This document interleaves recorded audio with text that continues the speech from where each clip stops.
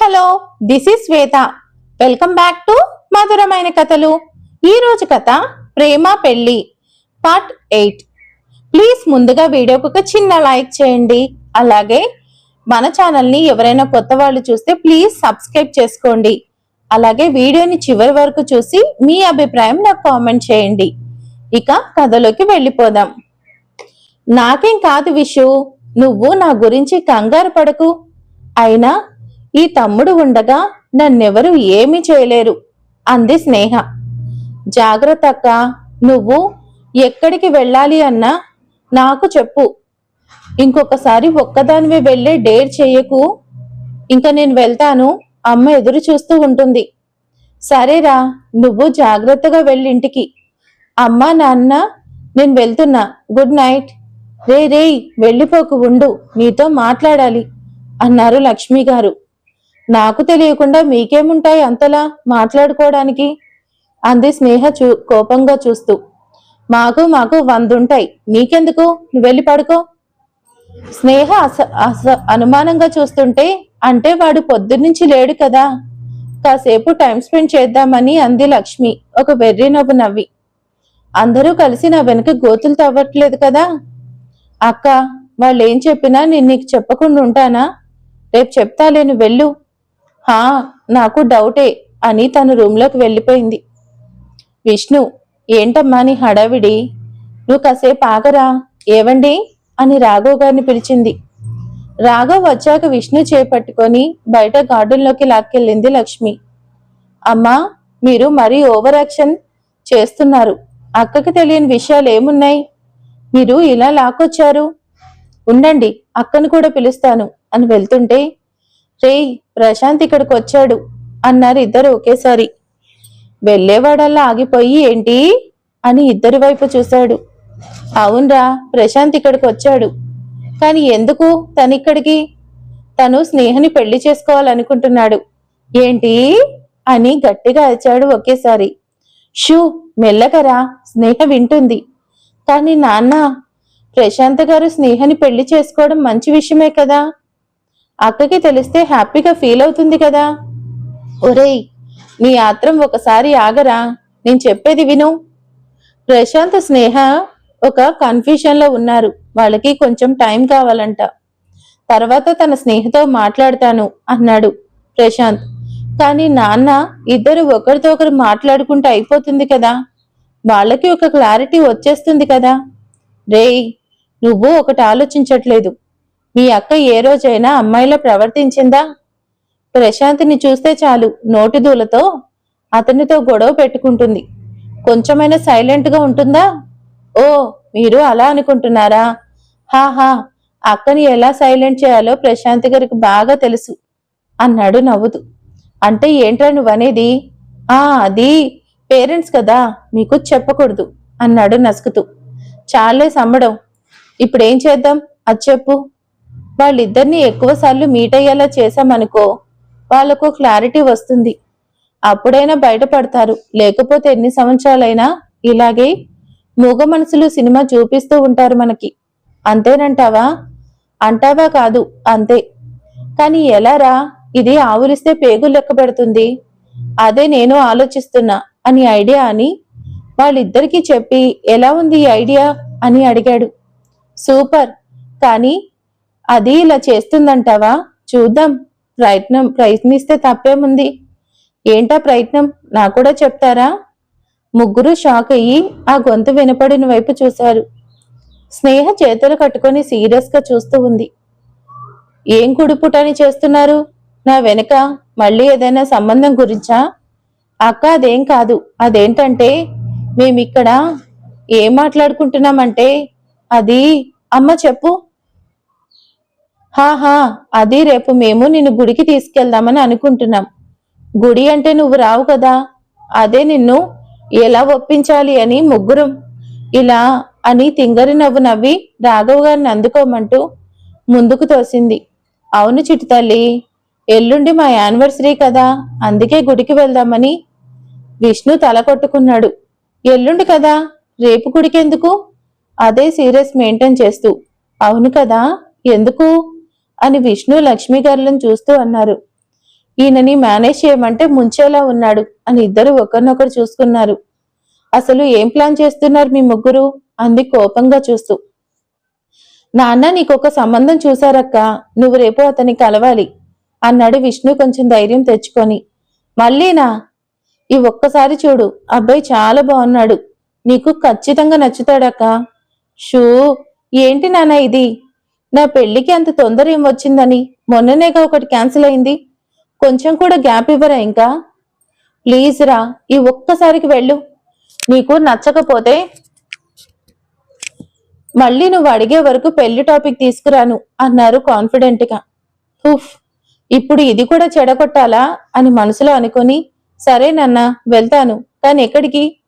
Please ఆ అబ్బాయితో మాట్లాడి నేను పొద్దున్నే చెప్తాను తల్లి, ఇప్పుడు నువ్వు వెళ్ళి పడుకో, ఓకేనా? Good night. హా అని నిట్టూర్చి, ఇందాక ఎప్పుడు వెళ్తాను అన్నావు, ఇప్పుడైనా కదులురా అని విష్ణుతో అని తన రూమ్కి వెళ్ళిపోయింది.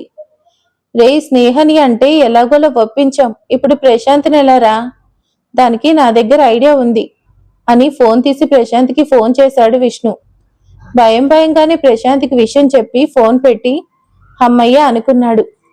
అయితే ఒకరికి తెలియకుండా ఒకరు రేపు ఎదురు పడతారన్నమాట, చూడాలి ఏం చేస్తారో అనుకొని ముగ్గురు డిస్పాచ్ చేసుకుని విష్ణు ఇంటికి, రాఘవ్ లక్ష్మి లోపలికి వెళ్ళిపోయారు. తెల్లారింది. అందరికంటే ముందు నేనున్నానంటూ సూర్య భగవానుడు తన వెలుగును ప్రదర్శిస్తున్నాడు. నువ్వేం చేస్తావో నాకు తెలీదు, తెల్లారేసరికల్లా నాకు బెయిల్ రావాలి అని పరందామయ్య వెళ్తూ హుకుం జారీ చేయడంతో పాపం పిఏ కంటి మీద నిద్ర కూడా లేకుండా చెయ్యని పనంటూ లేదు. ఎంత ప్రయత్నించినా సాక్ష్యాలు మీడియా నుండి సేకరించడంతో కేసు స్ట్రాంగ్ అయిపోయింది. కోర్టుకు వెళ్తే గాని ఏం చేయలేమని లాయర్లు చెప్పడంతో ఏమీ చేయలేకపోయాడు. అటు పరందామయ్య కోపంతో రగిలిపోతున్నాడు. అతని అనుచరుల్లో ఒకడిని వచ్చి పరందామయ్యని జైల్లో కలిశాడు. ఏరా, ఏమైనా తెలిసిందా? అతను తలదించుకొని లేదన్నా అన్నాడు. మరి నా దగ్గరికి ఎందుకు వచ్చావురా? అవమాన భారంతో నేను ఎలా ఉన్నానో చూసి ఆనందించడానికి వచ్చావా? అది కాదన్నా, మేమందరం ఆ పనిలోనే ఉన్నాం. మొన్నొకడు నీకు సంబంధించిన సాక్ష్యం నా దగ్గర ఉందని ఫోన్ చేశాడు కదన్నా, వాడి మీద అనుమానంగా ఉందన్నా. నువ్వొక మాట చెప్తే వాడిని పట్టుకొని 4 పీకితే నిజం చెప్తాడు కదా అంటూ నసిగాడు. ఇంత ఆలస్యంగా నా చేసేది?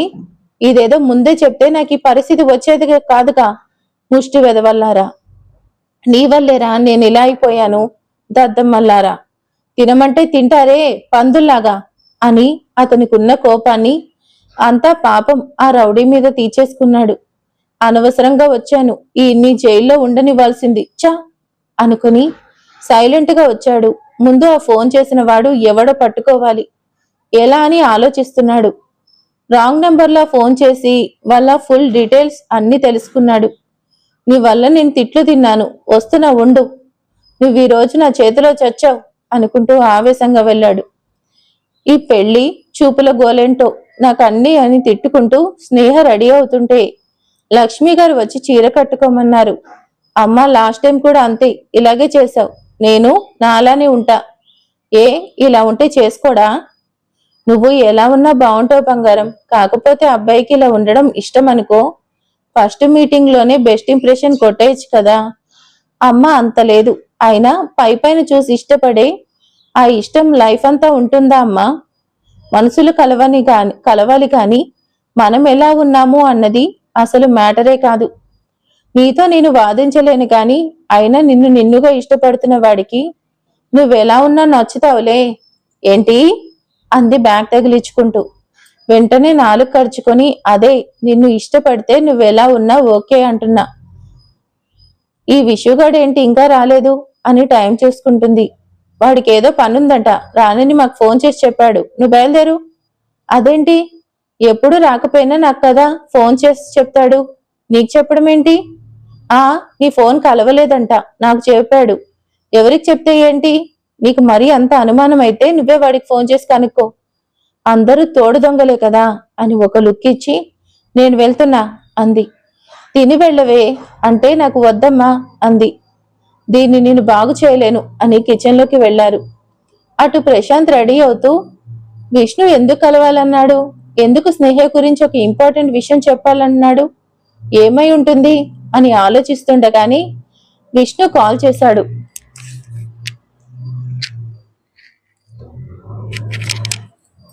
ప్రశాంత్ లిఫ్ట్ చేసి, ఇప్పుడే నీ గురించి అనుకుంటున్నాను, నువ్వే చేశావు.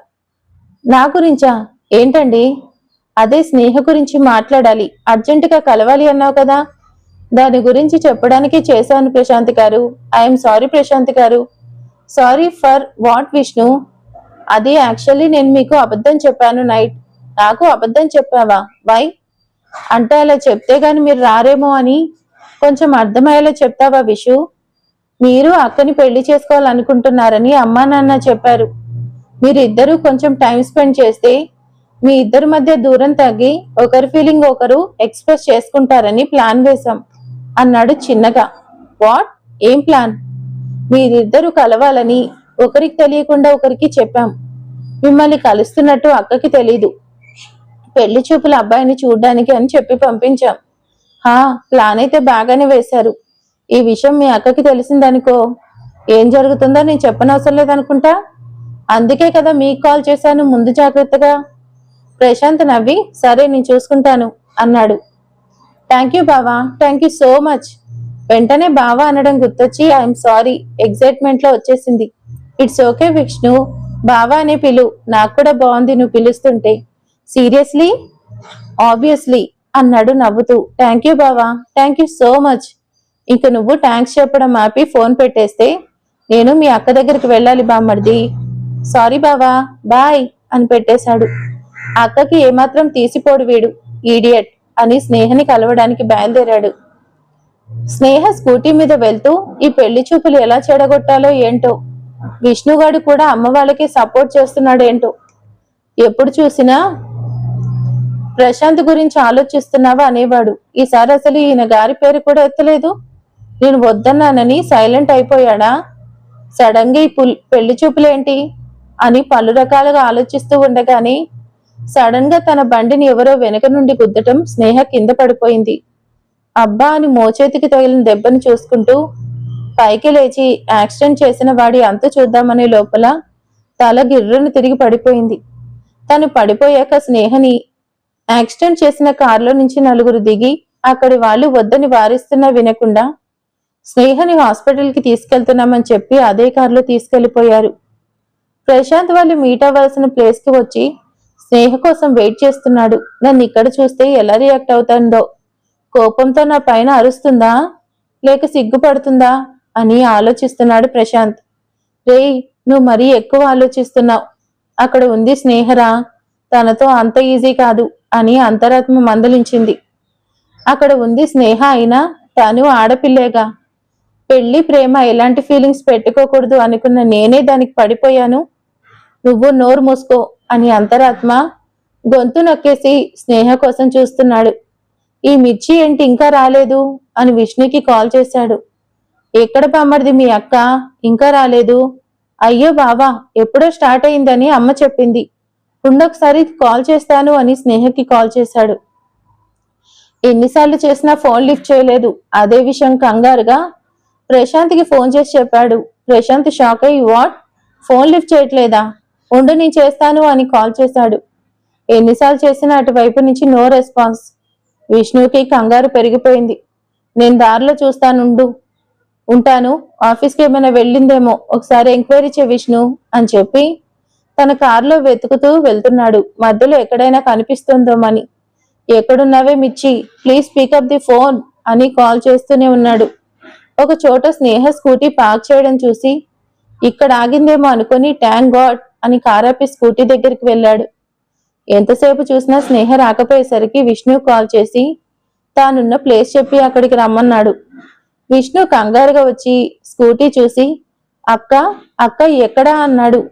విష్ణు కొంచెం కూల్గా ఉండు, నేను చెప్పేది జాగ్రత్తగా విను. స్నేహని ఎవరో కిడ్నాప్ చేశారు. కిడ్నాప్ అన్నాడు విష్ణు.